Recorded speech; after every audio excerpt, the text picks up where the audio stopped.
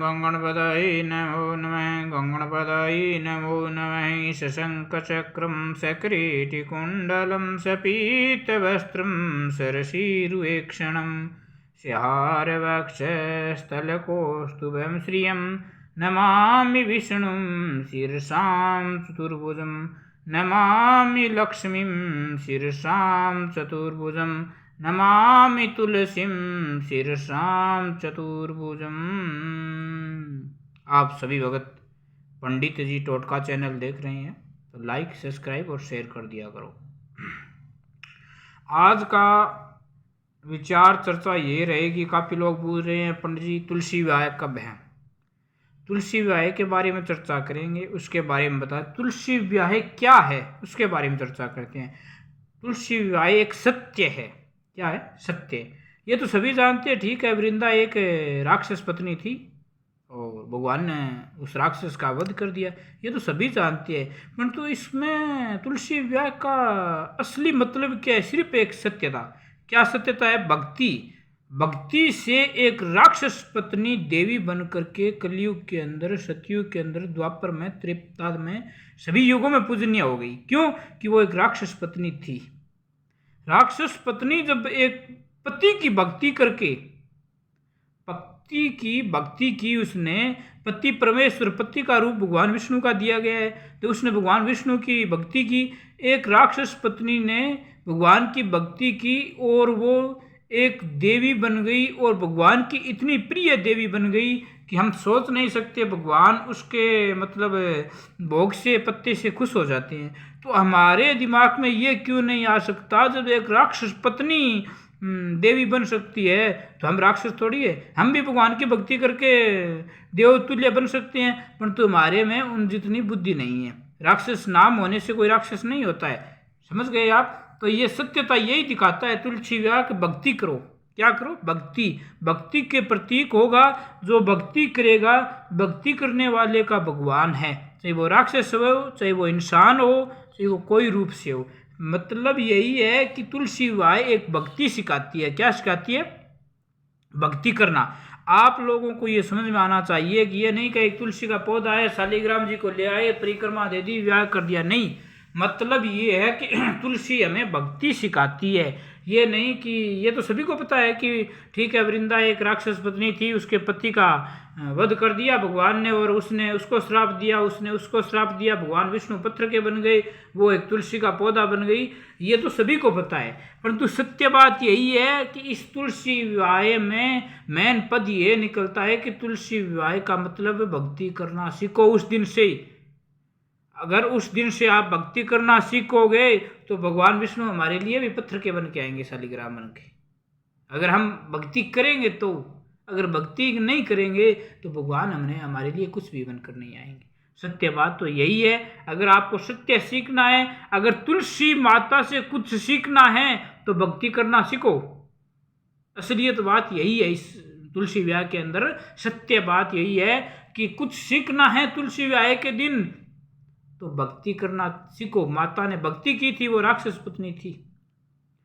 भक्ति से उसने भगवान का भी एक बार ऐसा विचलित रूप कर दिया था उसके पति ने कि वो किसका पावर था? इस तुलसी का। तुलसी में इतना पावर कहाँ से आया? वो ही छीन कर रही थी, भगवान से शक्ति ले रही थी। इधर तो भगवान उसके पति से युद्ध कर रहे हैं और इधर तुलसी भगवान से शक्ति छीन करके अपने पति में भक्ति से शक्ति डाल रही थी। तो वो दोनों तरफ भगवान की भक्ति से भगवान की शक्ति लड़ रही थी, क्योंकि तुलसी के पास भगवान की शक्ति आ रही थी और वो अपने पति को दे रही थी। और सामने से फिर भगवान भी अपनी भक्ति से, तो भगवान की कमजोर पड़ गई भगत के आगे शक्ति। आप सोच सकते हो भक्ति के अंदर कितना पावर है कि भक्ति के आगे भगवान की शक्ति कमजोर पड़ गई। अब आप सोच सकते हैं, और भक्ति के आगे भगवान मजबूर हो गए पत्थर के बनने के लिए, तो पत्थर के बन गए। सत्य बात यही है। और वृंदा राक्षस पत्नी थी, वो ये हो गया, वो हो गया, ये सभी को पता है। परंतु उस दिन से सीखना है तो भक्ति करना सीखो। भक्ति करेंगे तो विष्णु भगवान हमारे भी लिए पत्थर के बनकर आ जाएंगे। अगर हम उनके चरणों में आएंगे तो भगवान हमारी भी पुकार सुनेंगे। सत्य बात यही है, सत्य यही रहेगा।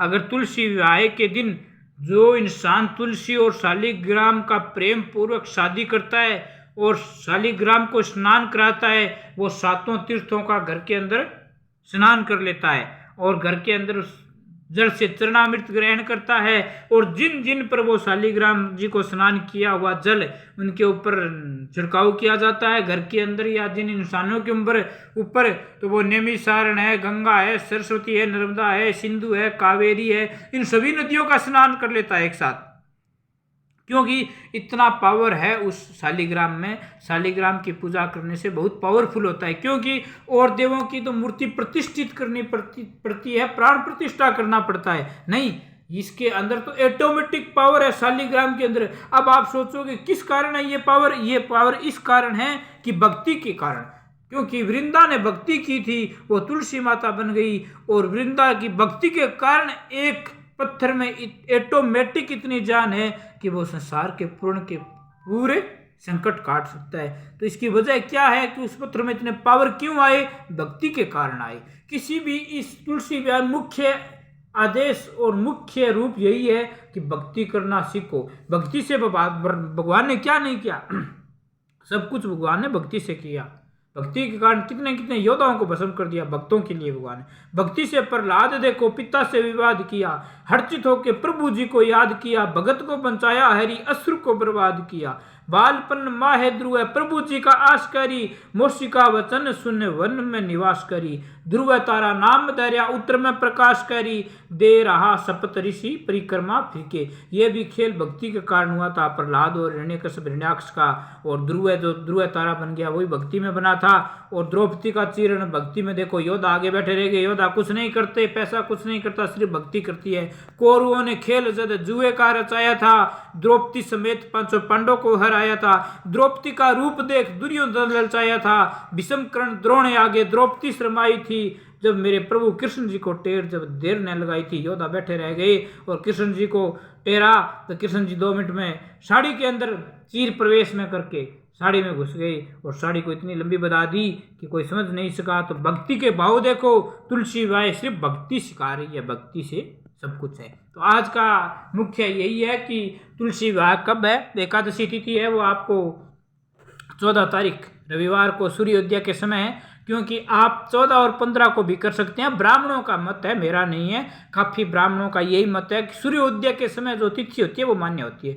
तो एकादशी 14 तारीख को भी सूर्योदय के समय है और 15 तारीख को भी सूर्य उदय के समय है। सूर्य उदय होते ही एकादशी समाप्त हो जाएगी।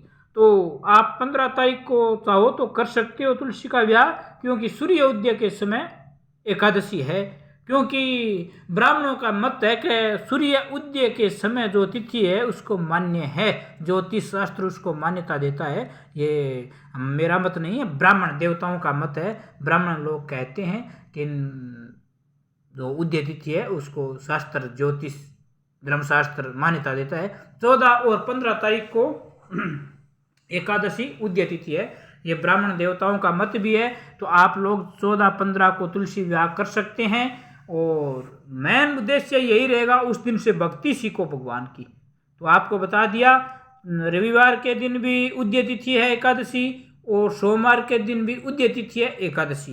तो आप दोनों दिन तुलसी विवाह कर सकते हैं। काफ़ी लोग रविवार का विचार रखते हैं, तो आप सोमवार को भी कर सकते हैं तुलसी विवाह, इसमें कोई विचार नहीं है, बात नहीं है। ब्राह्मणों का मत है उदय तिथि को मान्य होता है, तो उदय तिथि दोनों दिन पड़ रही है। जय श्री कृष्णा, जय श्री राधे, जय तुलसी माँ।